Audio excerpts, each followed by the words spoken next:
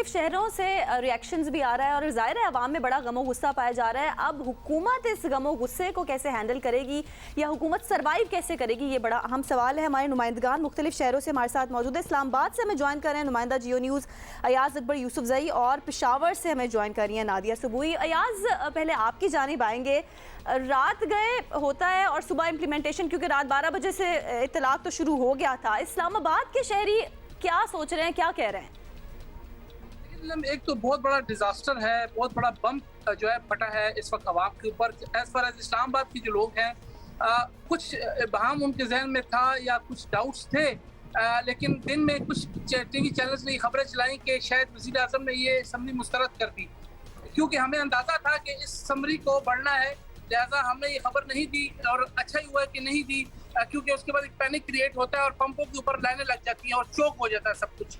तो इसलिए फिर हुकूमत ने सोचा कि रात के ये प्रेस कॉन्फ्रेंस करें ताकि लोगों को मौका ना मिले पंपों पे जाकर, और पंप के मालिकान को ये मौका ना मिले कि वो पंप की तरसील को या उसकी सप्लाई को रोक दे। अवाम में काफ़ी गम गुस्सा है एकदम। जैसे आपने पहले कहा कि एक महीने में तकरीबन 85-86 रुपया पेट्रोल महंगा हुआ है और तमाम चीज़ें जितनी भी इस वक्त है वो इंटरकनेक्टेड हैं पेट्रोल की प्राइसेस के साथ। तो यकीन करें, इस्लामाबाद में जो तबका है, लोग कहते हैं बहुत अमीर लोग हैं, लेकिन इस्लामाबाद में बहुत खास एक तबका है जिनके पास ये रिसोर्सेज है। बाकी इस्लामाबाद में जो ज्यादातर लोग हैं वो हैं जॉब वाले, जो अपनी नौकरियां करने जाते हैं अपनी बाइक्स के ऊपर, अपनी गाड़ियों के हवाले से। इस्लामाबाद की सड़कें हमने आज देखी है वीरान है, और लोगों ने अब ये तरीकाकार इख्तियार किया कि एक ऑफिस में अगर एक बंदा आ रहा है तो अगर उसने पिंडी से आना है तो वो साथ और 2-4 लोगों को इंगेज करने की कोशिश कर रहा है ताकि वो पूल इन करके पेट्रोल डालकर अपने दफातर या अपने काम की तरफ जाएं, और गैर जरूरी तौर पर जो है वो सफर ना करें। और जो मेट्रो है पिंडी से इस्लामाबाद में, क्योंकि ये जो जॉइंट सिटीज हैं, तो ज्यादातर लोग जो हैं वो जॉब के लिए पिंडी से आते हैं। मेट्रो के ऊपर हमने एक बहुत बड़ा रश देखा कि जैम पैक था और लोग जो है वो घुस के बसों के अंदर मौजूद थे। तो वो लोग जो अपनी गाड़ियां ड्राइव करके ऑफिस से आते थे, अब वो बसों का रुख कर रहे हैं और उनके पास अभी इसके अलावा कोई ऑप्शन नहीं है। और एक सैलरी पर्सन के लिए जो तनख्वाहदार है, जिसकी तनख्वाह हुकूमत अगर वो सरकारी मुलाजिम है तो साल बाद की बढ़ेगी, और अगर प्राइवेट है तो उस मालिकान के रहमो करम पर है कि उसने बढ़ा दी तो वेल एंड गुड, अगर नहीं। और ज्यादातर ऐसे ही होता है कि बड़ी मुश्किल होता है प्राइवेट सेक्टर में तनख्वाह का बढ़ना, लिहाजा उनको उसी पुरानी तनख्वाह में ही अपना गुजारा करना पड़ता है। और इस वक्त काफी ज्यादा लोग जो हैं वो परेशान भी हैं, और वो तमाम जिम्मेदारी इसी मौजूदा हुकूमत के ऊपर डाल रहे हैं। वही कहते हैं कि हमें नहीं पता कि इमरान खान ने IMF के साथ क्या मुआहदा किया, हमें ये पता है कि इस वक्त जो मौजूदा हुकूमत है उन्होंने 85-86 रुपए एक महीने में पेट्रोल पंप की सूरत अवाम पर गिराए हैं, जिसकी वजह से ना सिर्फ आम जो खाने पीने की अशिया वो महंगी हुई है, बल्कि अब तमाम चीजें जो हैं वो आसमान से बातें कर रही हैं। मतलब एज बेसिक एज रोटी, दूध, अंडे, डबल रोटी, ये तमाम चीज़ें भी मतलब जिसका दिल चाह रहा है वो उतने पैसे आवाम से वसूल कर रहा है। अयाज हमारे साथ ही रहिए। नादिया सबोही हमें पेशावर से ज्वाइन कर रही हैं। नादिया, ओवरऑल हमने मुल्क में देखा है कि प्राइस कंट्रोल कमेटियाँ, मतलब जो निज़ाम होना चाहिए ताकि कीमतें मनमानी ना बढ़ाई जा सकें इन कमोडिटीज़ पे, वो वैसे तो हमें मुल्क में ऐसा फ़ाल नज़र नहीं आ रहा है। पेशावर में, खैबर पख्तूनख्वा में क्या सूरत हाल है? आवाम में तो गम गुस्सा है, वो तो नेचुरल है ही, लेकिन अदरवाइज़ क्या चल रहा है वहाँ पर? देखिए, गुज़िश्ता एक माह के दौरान 80 रुपये से ज़्यादा फ़ी लीटर में जो इजाफ़ा हुआ है, उस पर यकीनन आवाम में, पूरे पाकिस्तान के जो लोग हैं उनमें शदीद गम गुस्सा भी पाया जा रहा है, एहतजाज करने के मूड में भी हैं। लेकिन पेशावर की जो सूरत हाल है वो बिल्कुल मुख्तलिफ है। हम बात करते हैं हमेशा एक कंज्यूमर की, एक ऐसे बंदे की जो सुबह निकलता है बाइक पर या अपनी गाड़ी में और वो पेट्रोल डलवाने के लिए पेट्रोल पम्प का रुख करता है।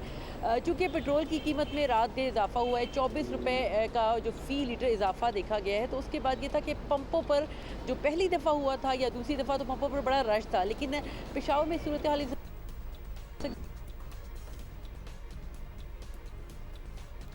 नादिया से हमारा ज़रा राब्ता मुनक़ता हुआ है, चूँकि ये हमारे जो राब्ते हैं ना, ये भी इनका बहुत सारा इन्हिसार और दारोमदार पेट्रोल और डीज़ल पर होता है।